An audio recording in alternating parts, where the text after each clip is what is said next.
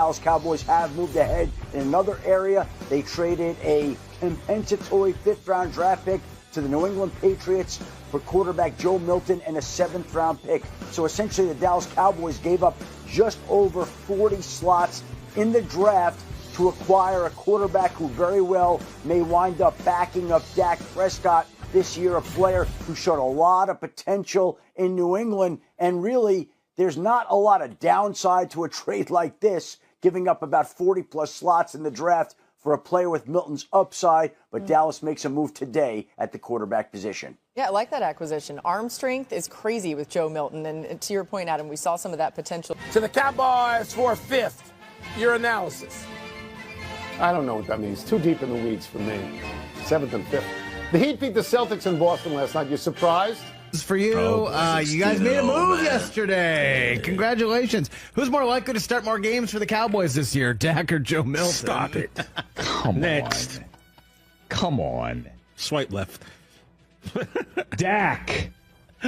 Barring injury, of course. Does Dak start every game this year? Oh, no, because they will have already clinched the NFC there East. You go. See, there you go. Come on, Andrew. And then like Joe Stout, kid. will start a game in December or January. I like the way you think, Joe. I am going to say Joe Milton will start one game this year because of injury. Dak, historically speaking, just looking at the numbers, is not a guy that often. Actually, can we look that up? Yeah, Dak. Sure. Look that up right now. As a matter of fact, It's marvelous. Thank you. You're fantastic as well. Dak hasn't started every game since 2023. He did. What did we do? He did in 2023. Did not last year. Did not in 2022. Awesome 2 years ago. He did before we went to the 17-game schedule. Actually, he went 4 years. 4 consecutive years. Yeah. Yeah, and then he went. 2021 he played all 16, and then 2023 he played all 17. So it can happen. I'm going to say it's a rough sport. Joe Milton will start one game, at least one this year. Yeah. Pulling for you, TJ. TJ, call your shot. Cowboy record. Oh, man. Well, since Jay did the 17-0. You go 20-0? Right now, today, I'll just say 10-7. You have got to be smoking something over there this morning. Maybe, okay. Optimistic. All right, here we go. Hold on. Before we go, can I double down to the point I made yesterday? Sure. I guarantee you there will come a time this season where the screaming head shows and where Cowboy fans will be calling for Joe Milton to start. I guarantee you. And I'm going to go a step further. I guarantee you it will happen in August. Yeah, we said that yesterday, didn't we? Joe Milton he's doubling down. Is going to have a preseason game that's going to blow up the highlight shows. He's going to get in there in the preseason. He's going to run around. He's going to throw a 70-yard touchdown to an undrafted rookie free agent wide receiver. And the next day, Monday morning, there's going to be a topic bar. It's going to be me. Should Joe Milton start for the Cowboys week 1? He shouldn't, by the way. But it's going to be the conversation because that's how this whole thing works.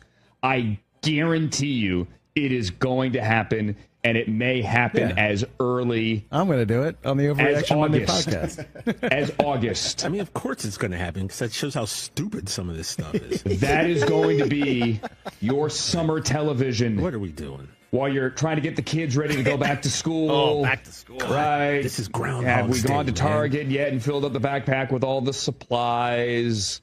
Like vacations over, all that. Remember Trapper Keepers? Get ready for it. Yes, I do remember the Trapper Keeper. Oh, so good. Yes. All right, guys, more likely to be an off-season wow. Let's get to the Cowboys. Because if not, for Shohei Ohtani, on the 3rd of April, we would be leading with the Cowboys trading for a backup quarterback. I get a lot of fans, including my father, who stop me and say, why are you talking about the Cowboys? I'll tell you, Dad. I'll say it. I'll tell you why. Because this story right here, the Cowboys trading for a backup quarterback, moves the needle. This story, and it's a slow news day. I guarantee it'll be the number 1 click story on NFL.com today. I bet you it's the number 1 click story on ESPN.com today. Cowboys trade for backup quarterback with 1 career start. Yep. No, he didn't start that game. He didn't? Drake, that's right. Drake May played like 5 snaps. May came in, right, okay. Yeah.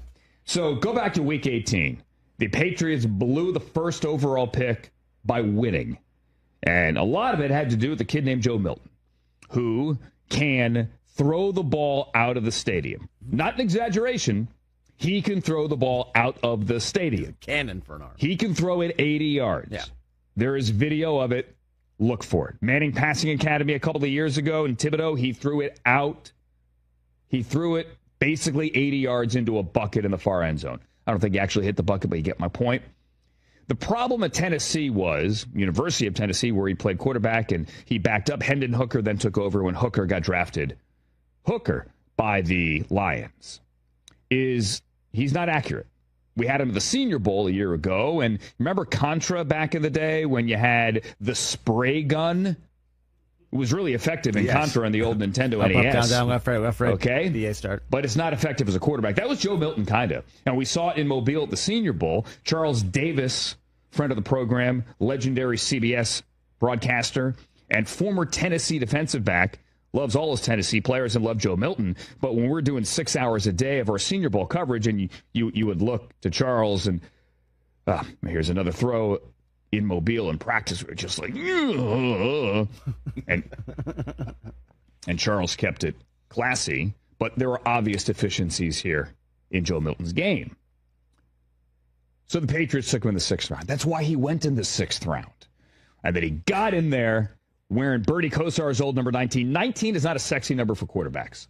It is not. You do not expect Joe Milton with the cannon arm and the athletic ability to break some tackles and make plays out of structure and out of the pocket and scramble to wear 19. Matter of fact, it looks awful. Let's be blunt. Athletic, strong-arm quarterbacks don't wear 19. Can anyone think of one? Thank you. Johnny, you were 19. Okay. Correct. Different era. But yeah, you had to go that far. You had to go back to black and white. That was one person. Yeah, had to go back to black and white. Bernie Kosar is my hero, but not known for his athleticism. Nah, that wasn't his thing. Anyway, Joe Milton played great. The Patriots won the game. They blew the number 1 overall pick, and they fell to 4. And everyone now said, well, let's go trade for Joe Milton. And Patriots fans, Chris Brockman included, got it into their head that they were going to get like a 2 for Joe Milton. Don't lump me in with these people, please. Okay. A 3 for Joe Milton. I didn't think that, but everyone else seemed to. A lot of people did. It didn't happen. It's Joe Milton and a 7 in exchange for a 5. So the Patriots actually get a good return. They take a 6th-round pick from 1 year, and they move him for a 5th-round pick the next year. All right? It's not a great return, but you moved up. Albert Breer breaks it down pretty well. Let me read this. On the Jimmy Johnson trade chart, the 171st pick, which is what the Patriots got, it's a compensatory 5 that the Cowboys traded, is worth 28 points. The 217th pick is worth 4.2, so the trade value here for New England is 18.8, roughly the equivalent of 181. Milton last year drafted 193.